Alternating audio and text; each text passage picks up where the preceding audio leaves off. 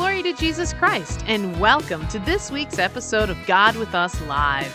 Every week, we're joined by men and women, monastics, clergy, and laity, exploring exciting and inspiring ways to live our Eastern Catholic faith today.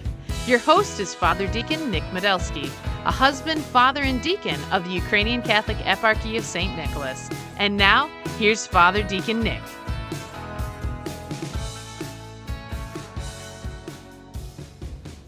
Well, hello and welcome once again, God with Us Live listeners. This is Father Deacon Nick Medelsky, excited as always to be here with you to talk about some of the amazing things going on in our Eastern Catholic churches. And today we even get to talk about amazing things going on right here at God with Us online. I was about to say God with Us Live. That's the podcast. God with Us online, of course, are the webinars we're able to offer online. So my guest today will be presenting one of those soon. We're approaching Lent, so it'll be a topical presentation about probably one of the more prominent liturgies of the Lenten season in our churches. So excited to talk about that and excited to meet Father James Bankston. So welcome to the show, Father James. Thank you for having me. I really look forward to this. So if you wouldn't mind telling our listeners a little bit about yourself instead of having me just read off a biography or something like that, that would be great. I am a priest of the Eparchy of Holy Protection in Phoenix, Arizona, and I serve that eparchy in the parish in San Diego, so Holy Angels Byzantine Catholic Church in San Diego. I've been here for coming up on 5 years. Prior to that, I was serving the Ukrainian Catholic parish of St. John the Baptizer in La Mesa, California, which is very close to San Diego, just a little bit east. I was ordained to the holy priesthood in 2004 by Bishop Richard Semenek of blessed memory in Chicago. And after serving at the cathedral for about 4 years, I was transferred to San Diego where I served. So I have a little bit of experience in both the Ukrainian practice and the Ruthenian practice. There's a lot of similarities, but enough differences, especially in the musical melodies that causes problems for me because I'm so ingrained with one that when I switch to the other or back and forth, it can be really confusing for me. So I really do appreciate, we do share the common heritage of the Byzantine tradition, especially the Ruthenian recension. We call it the Ruthenian recension. So minor differences from, say, what the Melkites use, or other Byzantine traditions. We have our own authentic, organic tradition that we use with some differences. I attended seminary in Ottawa, Canada, at Holy Spirit Seminary, which is for the Ukrainian Catholic Church. And I was there from 1999 until 2004. When I then finished the seminary after ordination of the diaconate in 2001, I went back and received some additional degrees. So I have a Master's of Pastoral Theology from St. Paul University and the Sheptytsky Institute, which is the institute that I studied at. So the Metropolitan Andrei Sheptytsky Institute for Eastern Christian Studies, which is always a mouthful, but it gives a full, that's the full name. And I'm so glad that I was able to attend there. So through the Institute, as being part of the faculty of St. Paul University in Ottawa, I obtained a Master's of Pastoral Theology, a Master's of Eastern Theology, and a licentiate in Eastern Christian Theology with an emphasis on spirituality. So I was there for about 5 years. I am married with 2 children, and we all were in Canada at the same time. Obviously, we didn't have to be apart during my seminary formation, is what I'm trying to get at. So that also presented some challenges with regards to being married with small children and doing university studies and seminary studies. It was quite the challenge, but thank goodness for my wife and her fidelity to our vocation. we were able to get through it. And my younger daughter was actually born in Canada a few weeks after we arrived there for my first year of seminary formation. So I like to call her an anchored baby for Canada. She has dual citizenship, and who knows, one day we may wind up back in Canada, and she may be my sponsor for citizenship. Just joking. But we had a wonderful time in Canada for my formation. I chose the Sheptytsky Institute because of certain individuals involved that I knew for years beforehand, specifically Father Andriy Churovsky, who was, I can say, is my mentor and my friend, and a great example of a priest who loves his people, loves the liturgy, loves the church. And then I also studied with Father Peter Galadza in my liturgical studies, who is still teaching at the Sheptytsky Institute. But the Sheptytsky Institute a few years ago moved from Ottawa to Toronto, where they are now part of the faculty of St. Michael's College. I've also studied with Andriy Kravchuk, and was mentored a lot of my liturgical formation, not officially part of the seminary, but as a mentor in general ways, was Father Roman Galadza, of blessed memory, who has a marvelous parish outside of Toronto in Brampton, Ontario, called St. Elias.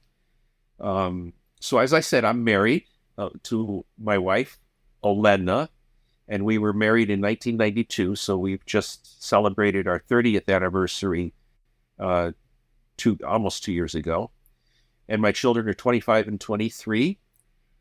And what drew me to the priesthood is the next question that I see on a list here is, I felt a draw, or I felt what was a vocation to the priesthood from very early on.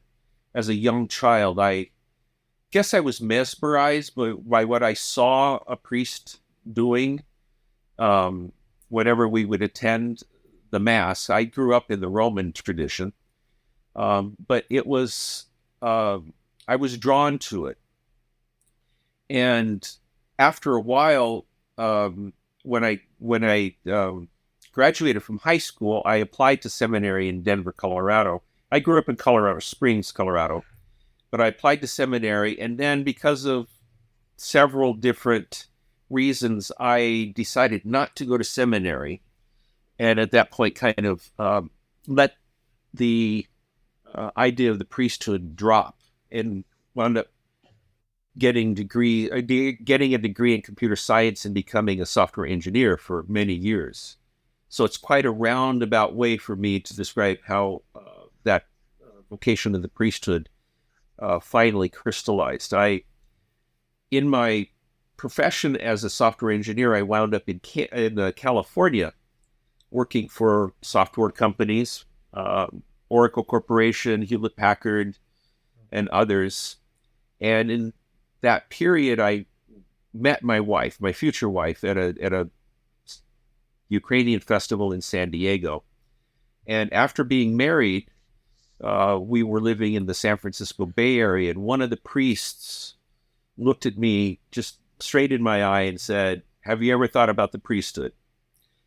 And I always describe this moment as, if you could imagine a piece of ground that had been dry and gotten hard and kind of packed down over the years. That's kind of what that vocation was for me.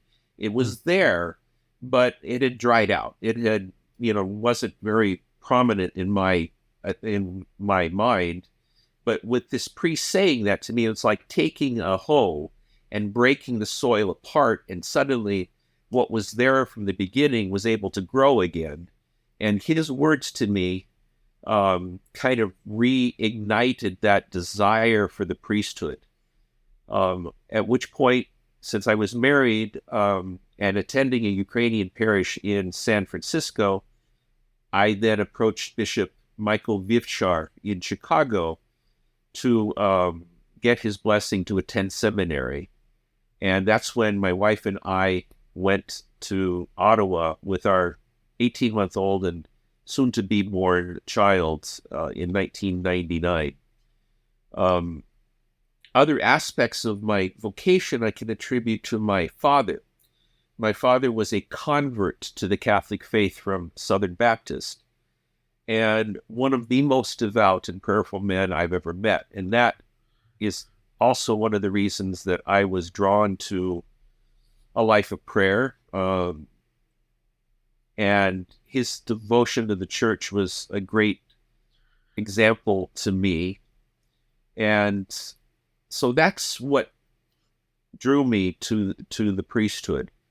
Going to the seminary in Ottawa really was stepping out of my comfort zone, because picking up a family and moving to another country, yes, it's just across the border, but it is another country with all of the complications of that, getting Right. proper visas, student authorization and health insurance and all of that.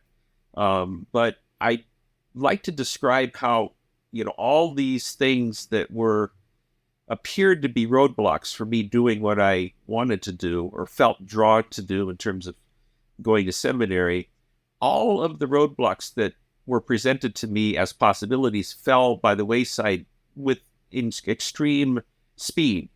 I was told that my application for student authorization would take 6 to 9 months, and it took less than a month, and various other things. So it kind of was assigned to me that this is where our Lord was leading me. And after my 5 years of studies at the seminary, Holy Spirit Seminary, under my first rector was David Mochuk, who's now a bishop in Canada. And my second rector was Ken Nowakiewski, who's now a bishop in Great Britain. So both of my rectors are now bishops of the Ukrainian church. So I had some great examples in them in terms of spiritual life, liturgical life, pastoral care. So my choice and my wife's choice to go to Holy Spirit Seminary was a blessing for us. Wasn't easy all the time because of all the various things that I've already mentioned with regards to, the studies and the children and all of that. But it was in the long term a great blessing for us, preparing us for ministry within a parish. So I look at those years of priestly formation in Canada with great love, and I have very little to, I don't want to say complain, but the dark spots that happen, which they invariably do in any circumstance, are overshadowed by the great blessings, and the friends that I've made, the mentors that I've had, and the brother priests that I've gained through my own ordination of the priesthood has been a great thing for me and my family. Well, thank you so much for sharing all that, especially about your vocational discernment and how that worked. And what a blessing to be able to study at the Sheptytsky Institute. In our diaconal formation program, I had a chance to have a class with Father Andriy Charovsky, and just fantastic. I mean, what a blessing to be able to have that. Truly well formed to start out in the priesthood. You mentioned your degree was in pastoral theology. Could you maybe explain what that means? That's one of the degrees that I obtained. There was a little bit of a delay between my diaconal ordination by Bishop Michael Vivchar in 2001 and my priestly ordination by Bishop Richard, because we were without a bishop for a while, because Bishop Michael had been transferred to Canada, and then it took a while for Bishop Richard to be appointed to become the hierarch of the ordinary of St. Nicholas Epirkey. So I was delayed in my in that choice or that decision of where to go after seminary. So I then extended my seminary formation. So part of that extension of my formation included a degree in the master's in pastoral theology, which is looking at things not from a liturgical or canonical point of view, but rather how the church pastors or ministers to the faithful. So we had classes in terms of, I'm trying to think of some of the names, but I had an internship at the Children's Hospital of Eastern Ontario, for example, where I learned hospital ministry. We had courses in which we were evaluating how would we evaluate a parish in terms of the various pastoral aspects, ministry to the elderly, ministry to the marginalized, and what a vibrant parish would look like. So it was all sorts of, dare I say, touchy-feely. I might say that because it was more, it wasn't the examination of the liturgical life of the church or, the canonical aspects, but rather as Pope Francis talks about, the pastor needs to smell like a sheep. And it's a lot about how to minister to the needs of the parishioners and what those needs could be, and how do we respond to them, not necessarily by ourselves, but how do we build teams? How do we bring in others as part of the parochial ministry that the priest is leading, but not necessarily doing all the time? So that's what the Master of Pastoral Theology dealt with. Gotcha. I hope that's enough information. It's been quite a while since I went through that, so I'm trying to remember some of the various specifics, but that's a good general overview of the pastoral theology degrees. Well, thank you. That made a lot of sense to me. I was just curious. It's not a program I'd heard of before, so that just curious about it and thought I'd ask. Well, that degree was not actually part of the Sheptytsky Institute. That was part of the St. Paul University program that I had access to being a student of the Institute. I could take all the other, any of the classes from St. Paul University, which is a what do they call it? Pontifical University.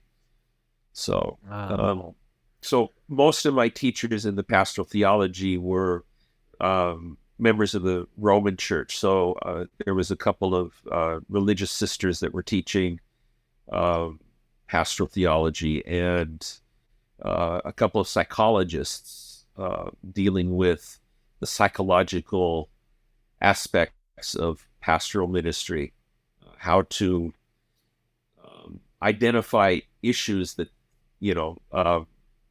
that you may face in a parochial environment, and how to find solutions for people, be it through references to referrals to other people that have the right, the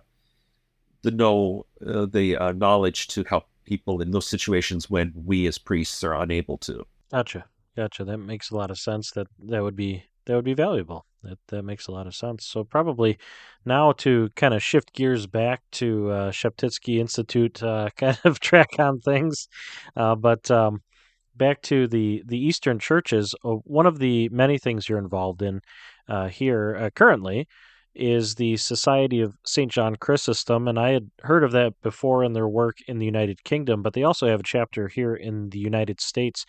Could you tell our listeners a little bit about what the society is, what they do, and kind of what your involvement is? Well, that's the Society of St. John Chrysostom has several chapters here in the United States. There's one on the East Coast, and it's really been the brainchild of Jack Fiegel of Eastern Christian Publications. And he has been working to develop this organization, the Society of St. John Chrysostom, to bring about a rapprochement with between the Catholics and the Orthodox. So the society has members of both the Roman Catholic Church, the Eastern Catholic churches, the Eastern Orthodox churches of various jurisdictions, even non-Catholic Western Christians are involved. And it's an opportunity for us to get to know each other, get to know one another um, in a one-on-one, well, in a personal way, not through book learning, not through reading about or hearing, lectures, but rather coming together, examining specific issues. We had a session several years ago about Mary in the church. So the Western Christians, the Roman Catholics gave a little presentation on the role of Mary and how we see Mary in the Catholic Church. And then an Orthodox theologian gave a presentation about the Orthodox view. And so we see how much overlap there is and where there might be points of divergence, not necessarily of disagreement, but maybe of complementarity. So that's the primary aspect of the Society of St. John Chrysostom, is to bring Christians of all the different groups together to get to know one another. And because we get to know one another, then we can see when there is perhaps misinformation being put forth, or misunderstanding that we thought was there that really isn't there, or we may discover some other aspect of our common Christian life that leads to a deeper understanding and a fuller realization of the immensity of God's church in the various different traditions. Here in San Diego, or in Southern California, we were led by a priest, George Morelli, of blessed memory, of the Antiochian Orthodox Church. He was the president of the local organization. He died 2 or 3 years ago, right in the middle of the pandemic.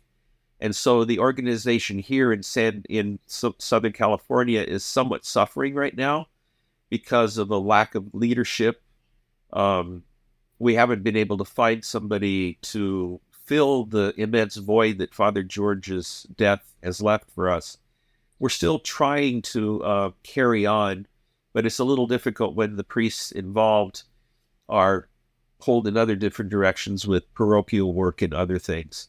But we hope to bring it back to a more vibrant reality in the near future. Of course, the pandemic really wreaked havoc on us because of the limitations that were imposed on us by the state. And right. So gatherings that we had planned were canceled. And so now we have to work towards getting back to what we used to do. So that's a request on my part for prayer for the Society of St. John Chrysostom. We're limping along, but we hope to reestablish ourselves in the near future. Well, absolutely. It's very important work, and there's a lot of organizations that have still been struggling to get back to normal after all of the kind of the extended fallout of the pandemic and a lot of the restrictions and things like that. So definitely something for our listeners to keep in prayer, and those of our listeners who are in the Southern California there, maybe to look into getting involved somehow. One other thing, I don't know much about Southern California, but the city of San Diego is kind of synonymous, at least in Catholic broadcasting, with Catholic Answers Live.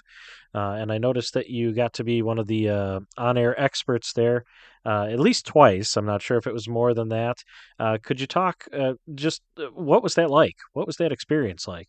Well, I've been on Catholic Answers Live for 3 sessions with Cy Kellett, who's the host, and they approached me to come on to talk about, in general terms, about the Eastern Catholic Church, the Byzantine Catholic Church in particular, but Eastern Christianity in general. And so they really left a lot of it up to me to talk about, to decide what the topics would be. The last time I was on was before the Great Fast, I believe last year. And so what I talked about, unless I'm mixing up my sessions, but one of the sessions, that I was on, I talked about Lenten observances in the Byzantine tradition with regards to what fasting is. There's the why, we don't have Ash Wednesday, for example, and that raises some eyebrows. And I always like to tell them that, well, our Lent starts earlier than yours does, because our Lent starts on Clean Monday, which is 2 days before Ash Wednesday. And then I describe the great canon of St. Andrew of Crete, for example, and the liturgy of the pre-sanctified gifts, and our treatment of what that period of time of the Great Fast is meant to do for us in terms of introspection, of personal evaluation of one's own life, especially as it's described in the great canon of St. Andrew. And then I talked about the Great and Holy Week, which is technically a separate fast period because our fast period ends on the Friday before Lazarus Saturday. That's the 40 days that in counting even includes the weekend. So there's some differences in the way in which between East and West, we encounter the Great Fast or Lent. And so my emphasis was on that. And then there's always an opportunity for callers to pose questions. Many, many times those questions dealt with the filioque and other kind of divisive issues that exist between the Eastern Orthodox and the Catholic community of churches. So it's really a broad range of subjects that we touch, but I always try to, talk about the complementarity of the East and the West and how they're fully expressive of the same faith, but in different ways. And it can be a challenge, but it's also very wonderful to see the openness that they have. And I always they invite priests in the area to attend their Catholic Answers conference. And last year the title of the conference was The Early Church Was the Catholic Church. And so they had presentations on patristic writings and the early church and how we see that fulfilled or carried on in the life of the church. And there were many times when I'm in the audience, and I'd always raise my hand and they see me and they say, "Oh, that's right. This is also for the Eastern Church."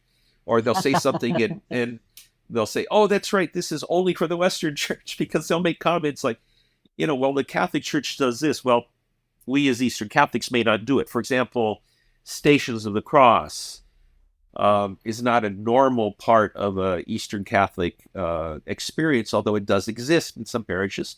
But it's not a normal part. So I try to keep them in line. I have a good relationship with the organization there. And they've invited me to come give a presentation to a parish. They have not only their Catholic Answers live program, but they also do presentations locally regularly at St. Teresa of Carmel Catholic Church. So monthly presentations. So I've been invited to come in to there and give a presentation on the Eastern Church. And I said, well, the best thing to do is to come and see. So let's plan another session to Come to Holy Angels, which is a beautifully full Eastern church with regards to its architecture and its iconography. We have golden domes, and the church is it's full of iconography from floor to ceiling. So it's, when I tell people about the Eastern Church, I always have to include the here, come and see, because a lot of what I talk about is it's necessary to see and to hear and to smell what's going on with the incense and the singing and the iconography. So I have a good relationship with Catholic Answers in order to do something like that. So that's coming later this year. So the first session will be at St. Teresa of Carmel, and then we'll be planning a subsequent session at Holy Angels so that people can come in and actually experience prayer. I plan to do a short, perhaps an 11 or a shortened akaphist, in addition to a presentation about the iconography within the church and what that all means. It's so rich, and I could do sessions over and over and over again. Very cool. Very cool. That's great to hear how receptive they are to that, and I can absolutely agree. Whenever people ask me questions about our traditions, our churches, I always say you have to come and see. You have to come and at least visit the church, and ideally try and come when there's divine liturgy or vespers or some other kind of service going on. That way, you get more of a fuller idea, right, of what our tradition looks like and our expression and things like that. So I can absolutely concur with that advice. And it's great for me to be able to kind of show off our church in a good sense, because I'm very proud of the community here at Holy Angels. They are an incredible, open, hospitable, welcoming parish that it's a blessing for me to be serving here. Well, once again, God with Us Live listeners, I'm the Father Deacon Nick Medelsky here, speaking with Father James Bankston, talking about himself for this first half. That's what I was asking questions about. Get to know him a little bit better, because he'll be presenting a course starting shortly here at God with Us Online. So I thought it'd be a good idea to meet our presenter, get to know a little bit about him, and after we come back from hearing about our Saint of the Week, we'll talk a little bit more about what that course is going to look like, what it's going to cover, and why you should make sure to register. So stay tuned here on God with Us Live.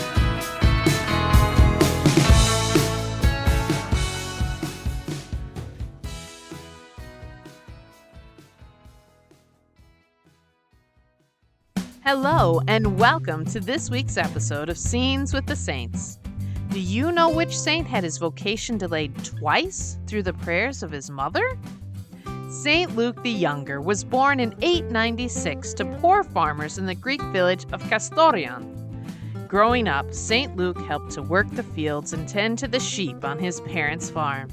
Even as a young boy, he showed signs of his future vocation by fasting and giving away his food and clothing to the less fortunate. One day, St. Luke gave away almost all of the seeds his parents had purchased to plant in their fields, infuriating them. However, God rewarded St. Luke's generosity, and the harvest that year was greater than ever. After his father passed away, St. Luke decided to leave home and join a monastery, much to his mother's dismay.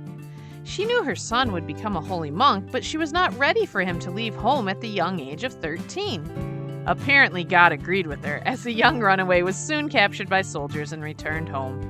A year later, 2 monks were passing through St. Luke's village on the way to the Holy Land, and they agreed to take the young man with them to their monastery in Athens. When she discovered her son had gone missing again, St. Luke's mother asked God to please return him to her.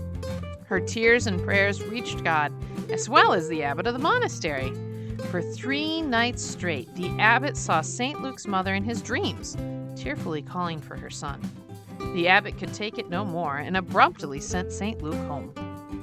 This time, St. Luke and his mother were able to spend time discerning his vocation to the monastic life together. And after 4 months, she gave her permission for St. Luke to go into seclusion on a nearby mountain. After several years on Mount Ianu, St. Luke went to serve a stylite in Corinth, then returned to the mountain 10 years later. Due to his holiness and the wonders that God worked through him, St. Luke soon attracted followers and founded a monastery on Mount Ianu.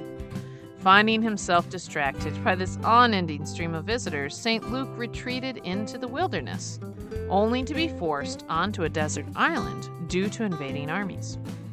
While he greatly enjoyed the seclusion of this island, his followers found him and eventually convinced him to return to the mainland to found yet another monastery, which he did. Even after his death, pilgrims were attracted to his holiness and would come to the saint's tomb seeking healing, some even sleeping on the floor next to his tomb. Thank you for listening to this week's episode of Scenes with the Saints. Join us again next time when we learn more about the lives of these holy men and women.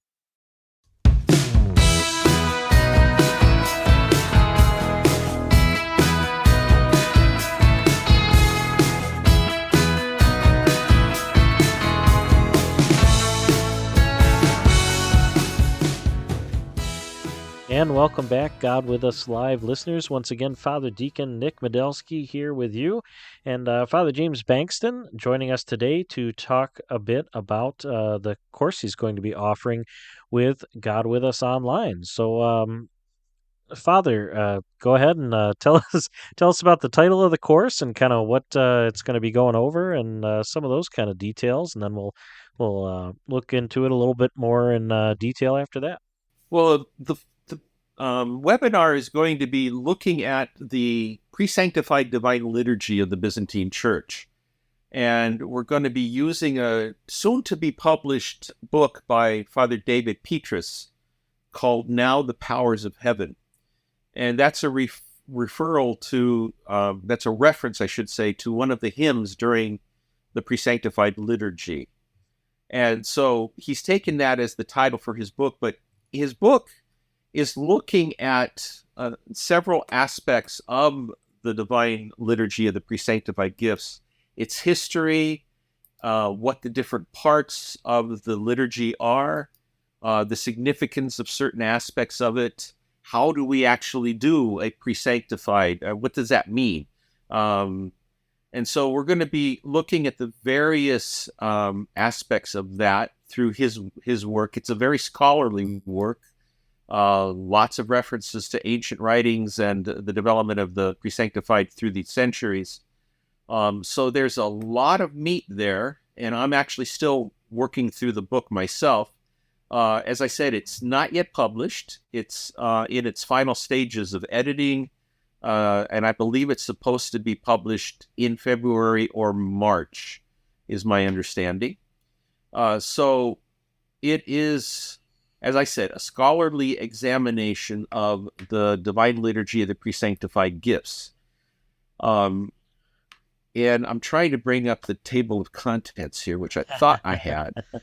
And a lot of our listeners are probably familiar with Father David Petrus and some of his other works. He's very big in liturgical things. He's written several books about that, and some liturgical supplements as well that are actually used for celebrating the liturgy in the Ruthenian Church, as well as some other, liturgical theology. Right, his exploration of liturgy and things like that. He is our go-to when we have liturgical questions. For example, I had a question about the pre-sanctified liturgy just last week that we wound up going to Father David to ask about.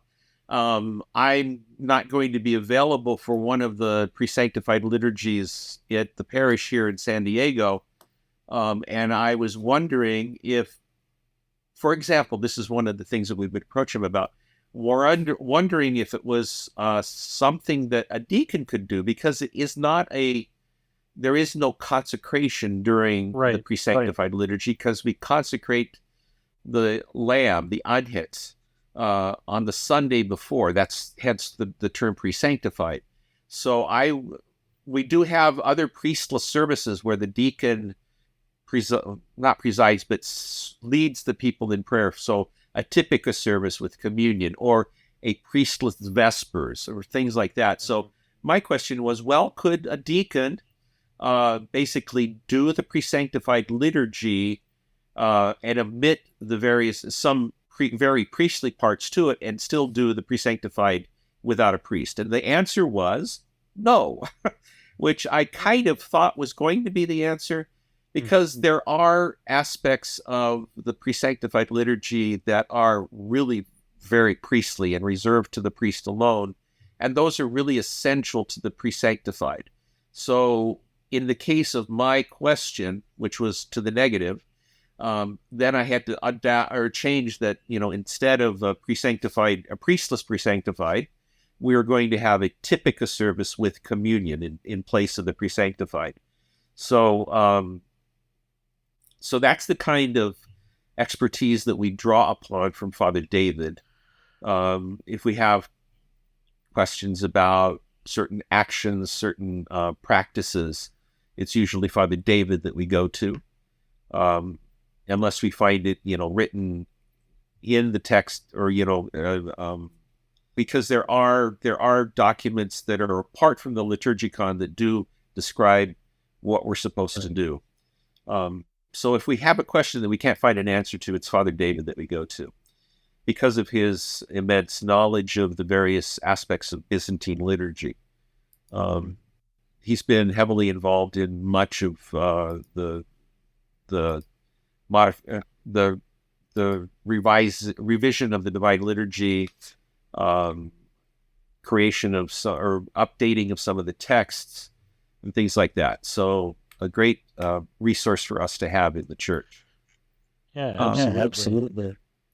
So he, when he's talking about the pre-sanctified liturgy, he describes, why the pre-sanctified liturgy, and how during the Great Fast we are fasting. We avoid certain things, even though they're good, certain foods and things like that. So he talks about how even during the Lenten period, we fast from, as he puts it, we fast from the anaphora.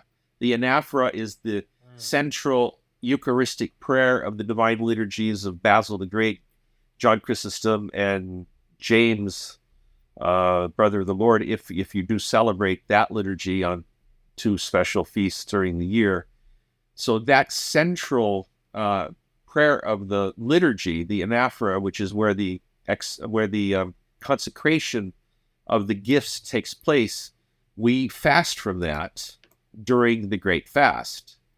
So we do not have divine liturgies on weekdays of the Great Fast, except for great feasts. For example, the Annunciation. Which is always surprising when I explain that to Roman Catholics, because a lot of them will decide to go to daily Mass during Lent, right, as a type of devotion, and then to to try and explain the difference in practice. Sometimes that can be a little surprising, I think. I've made that kind of explanation to some people, and they look at me and they go, "But you said you're Catholic." I am. But we have a different expression of the faith. It's still the same faith, but we express it differently. So, getting back to the idea of fasting from the anaphora, he then describes that the pre-sanctified gifts is a way in which communion can be given during the Great Fast, during the week, without the anaphora. So it's a accommodation for to those who still want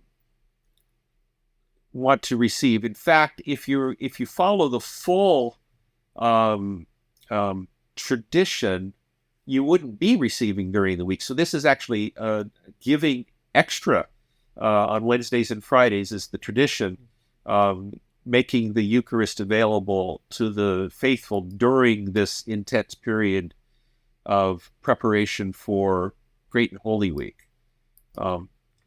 A short description of what it is: the pre-sanctified is basically a Vesper service attached, well, I should say a communion service attached to a Vesper service. So you begin with Great Vespers, all the same beginning as you see on a normal Great Vesper service, say on Saturday evening. So we have the basic "Blessed is the Kingdom," and then the chanting of Psalm 103, the prayers of light, litanies, and then after the joyful light, then we transition from a Vesper service into the communion service with various readings from the Old Testament, usually, unless, of course, it's a feast of a certain rank. Then we would have New Testament readings.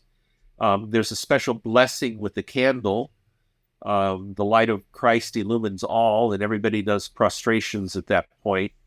It's a little reminiscent of the Roman tradition of the blessing of the Paschal candle, but we do it a similar thing at every Divine Liturgy of the Pre-Sanctified. And And then we have the solemn procession of the pre-sanctified gifts from the table of preparation where they had been placed earlier through the church in solemn procession into the holy place, where they are then prepared. The body of the Lord in the Lamb is then separated and placed into a chalice. Now the chalice contains unconsecrated wine, but you place the consecrated bread that's been tainted with the precious blood at the previous liturgy into the chalice. And some traditions within the Eastern Church consider the wine as then being consecrated by contact with the wine that's on the lamb when it's added to it. And then there are other thoughts that we should not be, for example, treating the wine as if it were consecrated. So that really doesn't. That's a small little point that maybe I'll talk about when we actually reach that in the webinar. But that's the type of thing that we're looking at in Father David's book. Some of these nuances of how did things begin, how did they develop, how are they expressed now, and what kind of things changed through the centuries. And that'll be fascinating, of course, to read when the book is published. But I think the webinars would add something to that. Can you kind of give a pitch, I guess, for people listening on why they might attend the webinars, even though they might, it's physically impossible to have the book in hand for them right now. But instead of just waiting for the book to be published, why it would make sense for them to sign up for the webinar. Well, I'm hoping that the webinar will kind of lay the foundation for a deeper understanding of the book, because my pre-reading of it may, find some really interesting aspects of the celebration of the Divine Liturgy or the pre-sanctified gifts that you may miss. I know when I hear talks about books, the person describing their experience with the book may give me a greater insight into a part that I maybe skipped over or didn't quite understand. I'm hoping to find those parts in the text. As I said, I have it, but I'm still actually working through it, hoping to identify those parts of the text that may need to be perhaps fleshed out a little bit more in order to prepare somebody for a deeper reading of it in the future. And that way, it will give them maybe be a good impetus for them to buy the book. If my description of it is hitting the mark, like I hope it will give them more of a desire to read up more on it. Because of course, 4 sessions of an hour to an hour and a half each will not be enough to cover the whole book and to give you a good, complete view of it. So hopefully it'll be like teasers. This is really interesting and you should read more about it. So hopefully an impetus for that. Well, fantastic. Once again, this course will be the first and third Thursdays of February and March. So a great time during the course, well, just preceding and then during the course of Great Lent, at least according to the Gregorian calculation. Father James, before we let you go, any final thoughts you'd like to share? Well, I hope that as many people as can would take part in this webinar. We will have a period of time at the end of the sessions for Q&A. And I know it's really difficult to come up with a question if you don't have the text, but hopefully something that I say in the session will maybe spark somebody's interest in something that I hopefully will be able to answer. And I'm hoping that this will also lead people to attend the Divine Liturgy of the Pre-Sanctified Gifts. it's one of my favorite services of the whole year. Um, I especially like the solemn aspect of it. Not that the Divine Liturgy on Sunday isn't solemn, but it's more intense with the dark vestments, the solemn procession with the consecrated lamb, and the poklony, The prostration. Prostrations. There we go. I know it in the Ukrainian word. I find it sometimes that's the one I'm so used to that I forget what the English is. But the prostrations that we do, the Lenten time is a time of physical trial for us as well. If we do the prostrations, both at the pre-sanctified liturgies as well as the canon of St. Andrew, for example, which we at Holy Angels, we break into 4 parts the first week. So Monday, Tuesday, Wednesday, Thursday of the first week of the Great Fast, we do the canon in 4 parts. And then the 5th week of the Great Fast, we do the entire canon on Thursday morning or Wednesday evening or Thursday morning of that week. And that's very challenging physically, but it draws us into a deep, intense period of reflection, and that's what the pre-sanctified liturgy is also meant to do. So it's about coming to recognize our own sinfulness, our need for repentance, and our desire to join ourselves with Christ in the coming week of the great Holy Week, with his trials, his betrayal, his passion, death, and burial, ultimately, of course, leading to the resurrection. And even in the midst of the pre-sanctifieds, there's always that glimmer of what's coming. It's not all dark. It's, especially when we bring up the light, bless everybody, the light of Christ illumines all. That's a kind of a spoiler, so to speak, you might say, of this is all very solemn, but we have this glimmer at the end that we are looking forward to when we can begin celebrating the great the resurrection. And I was talking with somebody yesterday about the wonderful aspect of our Lent when we begin the Great Fast with the service of forgiveness. And during that service of mutual forgiveness, we're singing the canon of Pascha, with Christ is risen from the dead, over and over, while the people are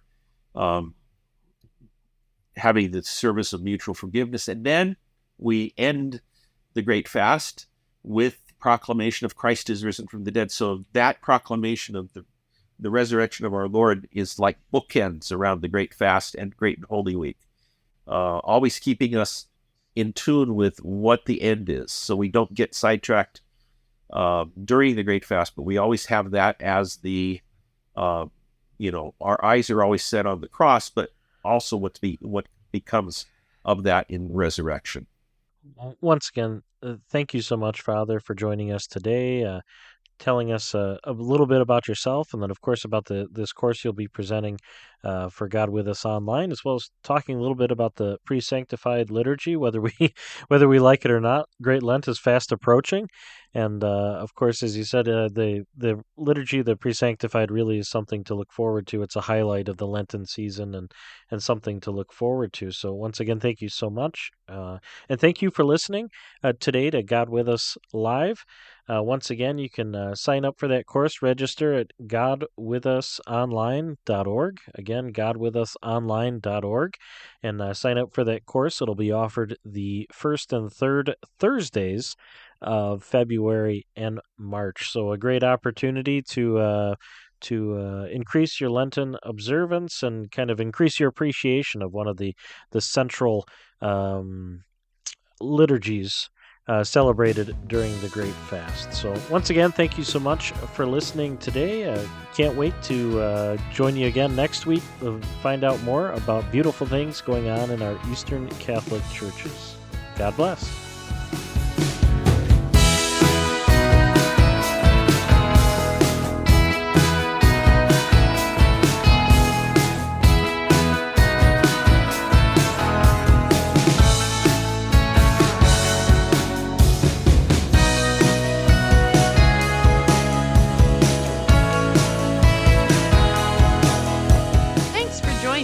for this week's episode of God with Us Live.